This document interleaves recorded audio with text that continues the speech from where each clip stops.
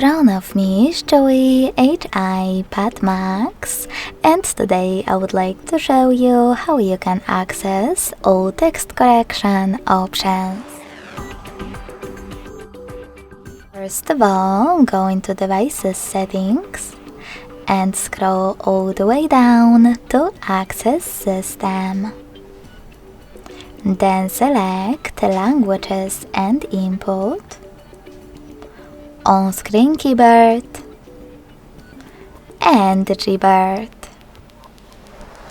Following that, just click on Text Correction. As you can see, all typing options are available over here. To manage them, tap on the switchers next to the chosen ones. Thanks so much for watching. If you enjoyed this video, don't forget to leave a like, comment and subscribe. Bye!